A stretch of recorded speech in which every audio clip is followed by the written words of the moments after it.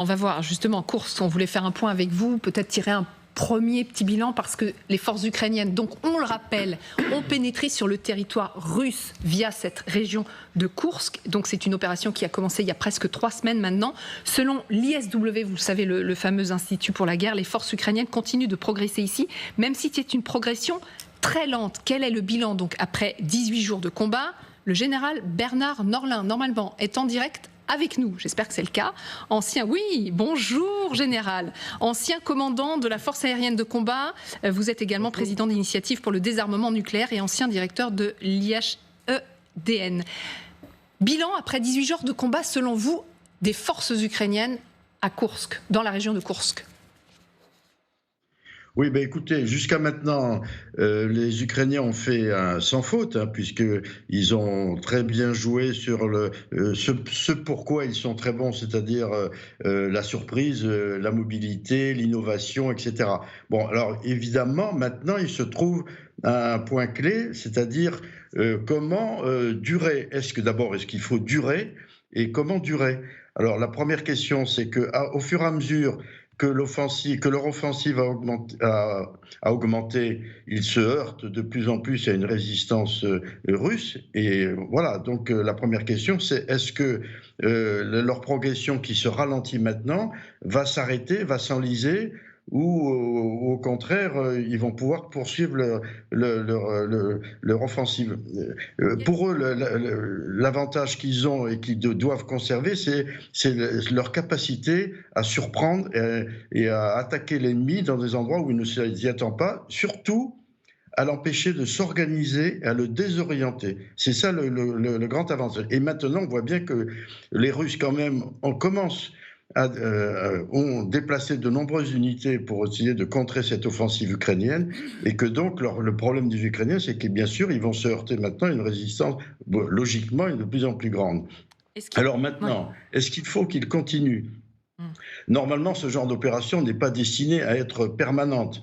Mais d'un autre côté, il faut quand même que pour qu'ils récoltent quelques fruits de leur offensive, il faut quand même qu'ils arrivent à durer un certain temps, de manière à ce que la menace sur le territoire russe se fasse plus prégnante pour les Russes, et qu'ils envoient de plus en plus d'unités pour défendre leur territoire, et donc ce qui voudrait dire évidemment qu'ils essayent de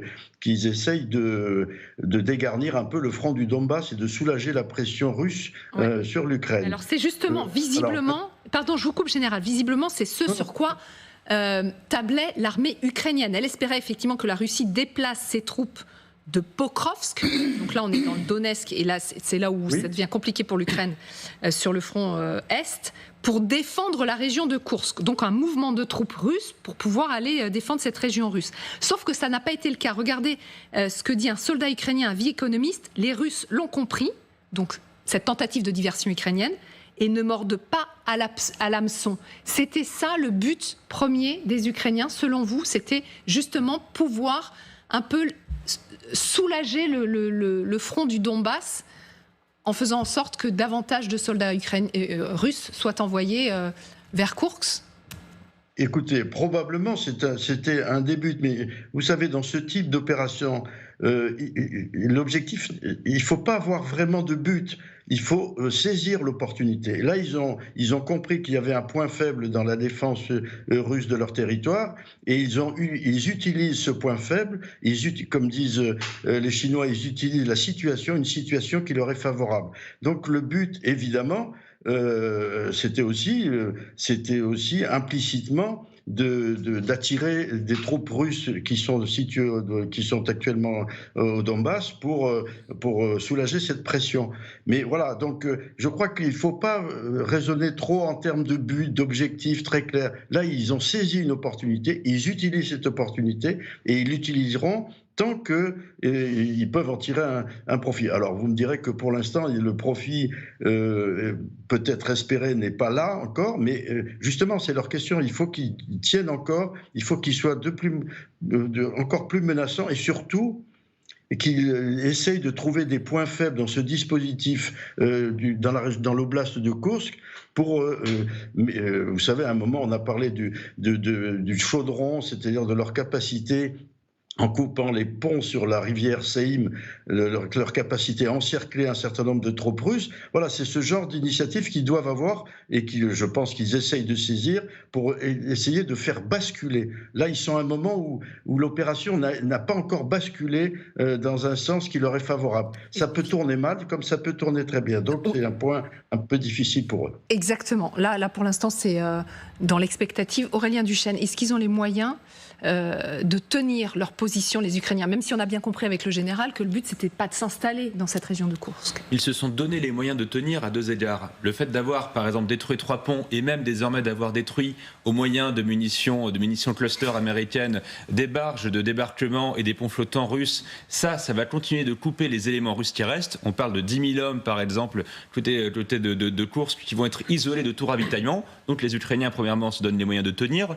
Et deuxièmement, quand vous regardez à la fois les nouveaux éléments qui arrivent, des éléments de 2 brigades aéroportées avec des moyens organiques conséquents. On a vu par exemple des véhicules blindés australiens Bushmaster qui rejoignent les forces ukrainiennes. Ça veut dire 2 choses. Ça veut dire que non seulement les Ukrainiens se donnent les moyens de tenir, y compris en termes de logistique, et ça veut dire surtout que le fait qu'ils engagent des véhicules, si je prends un autre exemple, celui des Bradley américains, les Ukrainiens ne les utilisent pas n'importe comment, pas en n'importe quelle occasion, du fait de leur nombre limité.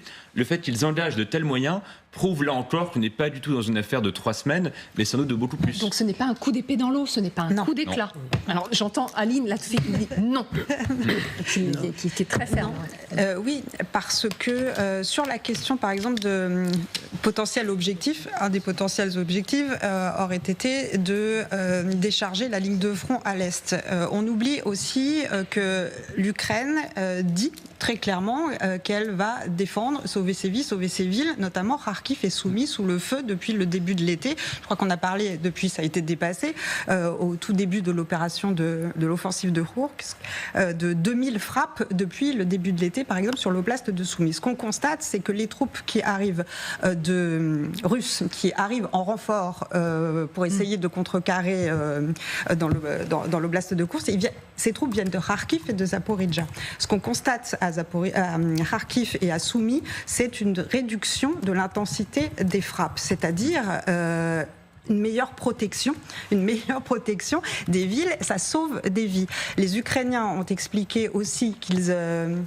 D'ailleurs, il y avait quand même des indices dans leur discours de construire une zone de sécurité, une zone tampon pour mettre... l'appareil militaire le plus loin possible des villes ukrainiennes. Parce que, quand même, la protection de Kharkiv et de Soumy n'a rien à voir en termes d'enjeux de protection et de défense, j'entends au niveau humain, parce que des fois, il faut aussi sortir des cartes et des mouvements purement militaire, parce que l'un des objectifs de l'Ukraine, c'est défendre sa population. Et pardon, mais Pokrovsk, ce n'est pas Kharkiv et Soumy. Kharkiv, c'est la 2e plus grosse ville d'Ukraine. Donc c'était une priorité absolue que quelque part, de la libérer aussi de la pression des bombardements. On note aussi dans beaucoup d'expressions ukrainiennes, qu'elles soient au niveau de la société civile, au niveau des autorités, la question des prisonniers. C'est un enjeu immense, en fait, pour les Ukrainiens. Exactement. Et si je puis me permettre, il y a 2 éléments qui ont été annoncés par les Ukrainiens. C'est, oui, ils sont en train de progresser beaucoup plus rapidement depuis l'offensive de Koursk dans l'oblast de Kharkiv, où à cette zone frontalière, il y a des positions russes. Et ils ont probablement libéré une colonie pénitentiaire de prisonniers, de femmes, en fait, dans l'oblast de Koursk hier.